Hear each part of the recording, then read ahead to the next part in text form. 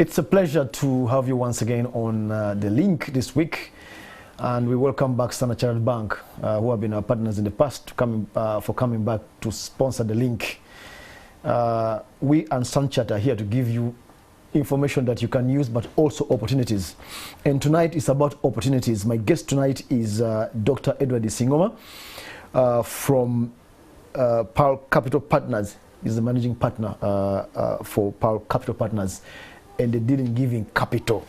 So giving capital means getting money. So tonight we are going to ask him what money he has for you and for who. Dr. Edward, welcome. Thank you so much, Samuel. Yeah. So I know you've been here before, but for the sake of the viewers, tell us again, what do you do at Pearl Capital Partners? Good. Thanks, Sam. So at Pearl Capital Partners, we are an agri-focused fund management business.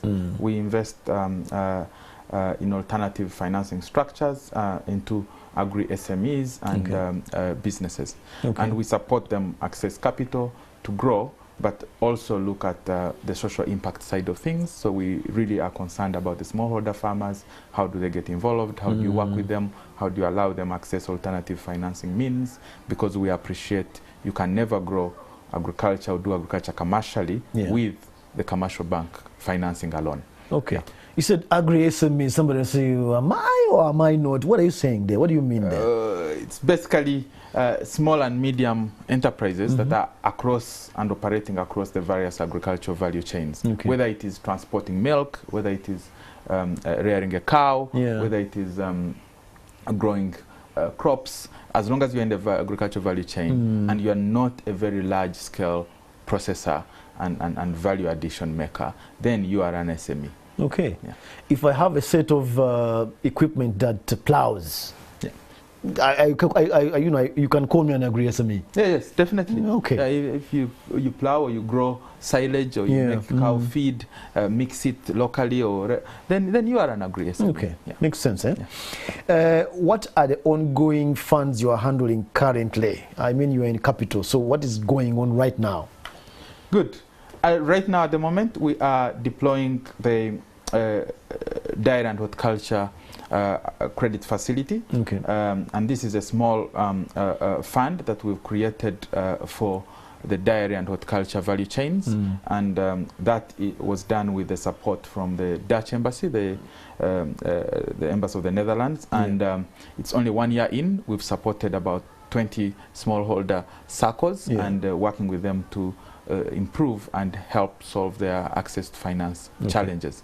And through that fund, we are looking to maximize impact by reaching out to more and more smallholder farmers in the geography focus areas. We are only operating in the east, central and western Uganda parts. We are hoping if this pilot works well, then we should be able to increase the capitalization and also go to other regions of this country. Okay. Dairy and horticulture. Okay, those are English words and maybe some people get it, but let's break down a little bit. Dairy and horticulture, what are we saying generally? These guys, who are these guys we are dealing with now? So right now we are virtually supporting the smallholder farmers who are working to earn a living from rearing cattle, have milk production and sell milk. So really small groups, cooperatives and farmers that are working together to live off the cow. They have 2, 3, 4, 5 cows. I'm not supporting farmers who have 2,000 cows. Those are very large scale dairy operations. But we are working with the smallholder farmers that are working with less than 4, 5, 6 cows max, and they are using them as their source of revenue and income to take their children to school, improve their livelihoods, improve nutrition for their children. And those are the smallholder farmers we are working with informal, and they are organized in groups, farmer groups or cooperatives or circles. And that's how then we are able to fund them and support them. And then for the horticulture, we are working with smaller farmers again who are doing, say, growing amaranth or nakati as it's locally called, or vegetables, and they're doing this either for export, whether it's fruits, whether it's Irish potato in Kisoro, and whether it's Irish potato in Mbale, or things like that, and they're actually doing this as a livelihood. And so we're able to support them in their various cooperatives and groups, improve and be able to access this capital, but also build on the work of some of our partners like SNV and TechnoServe that have been training these farmers over the years. Yeah. Okay. So I'm a circle, I'm hearing you. I've not heard you yet. I'm like, hey, I'm in the Eastern, Central, and West. I mean, I qualify by the region. Yeah. And you're in dairy and horticulture. I'm qualifying on all those ticks. Yeah. But now I'm wondering, but they must be wanting something else. How do I qualify? Because it doesn't, I don't think just you qualify anyhow. Who qualifies? Okay. The key criteria for any circle to qualify, just being in the East or Central West is not enough. You need to have and demonstrate potential for growth. That's key.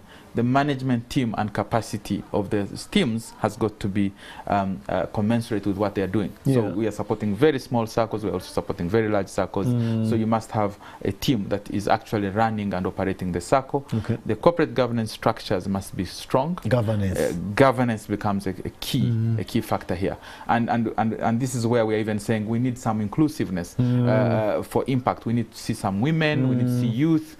Sometimes you go to circles and you find we the men have dominated being in those boardrooms and things. But we're saying, look, let's have the mothers, let's have the women, let's have the youth, let's have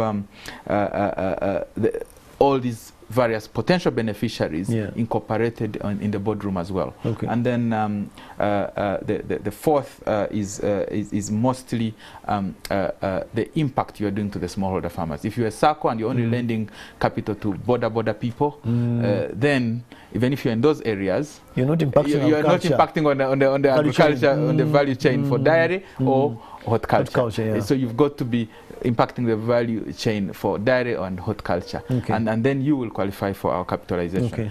And then part of the key impact that we are looking to solve here is efficiency of capital. There's so much money out there. There's money from commercial banks, there's money from development banks for other development partners for these circles that they could access. But the key issue is we need to be efficient. We need to be able to give capital to these circles within a very short time, so that turn around quickly. The season, the rains are coming and they're quickly going away. If they need to do rainwater harvest systems and processes, they're able to do them quickly. And then two is we need the cost of capital to the smallholder farmer minimal. So we are actually lending to the smallholder farmer, to the circle. What are you looking at in terms of interest rate? Because I may be saying, okay, interest rate. I don't know. Do you benchmark at all? Do you have a figure? We've come to a conclusion that in this fund, we are requiring any circle that is working with us that they must only lend to the farmers at maximum 2% per month. Oh, yeah. That's 2% per month. 24% annually. But many circles have been lending to their members and farmers at a lot more than that. And we think if you lend to them at more than that, they will not make margin. They will not make money. They will either default or they will dive into poverty again. They will be working for you as a circle. So we think it should always be maximum for it to make sense for the dairy farmers and the horticulture farmers. Max 2% per month should be the cost to the farmer. And then for us, we're able to group lend to the circle at less than half of that. Okay, makes sense. At less than 1% a month. And that then means it allows the circle to actually cover its costs within another by just doubling max the interest cost. Makes sense. I'm a circle and we're looking at a needs assessment. We're looking at my members. I don't know whether the needs come from your side, but what have you seen? The circle might be listening to you and saying, okay, but what needs do I need to have in order for that money to be efficient? If you know if you understand what I mean. What are some of the areas? I must say, Samuel, on that case, we've designed a project with a few partners that support us to work with the circles. So when we come in to support during due diligence, we also do a needs assessment. And during the needs assessment, we're able to identify what are those BDS needs areas and support and hand-holding that is required to the circle. And through the support and the work we are doing with the SNV team, the SNV team is already pre-funded by grant from the Dutch embassy to support these circles at no cost and train them in governance, train them in systems. If your weakness is the management information system, they're able to come and support you. If your weakness is developing products for the smallholder farmer, they're able to support you develop those. If the farmers need training, post-harvest handling and things like that, they will be able to support that. If it's about breeds and improvement of varieties. They will be able to support that. Okay. And they've already been operating in these areas and communities. Yeah.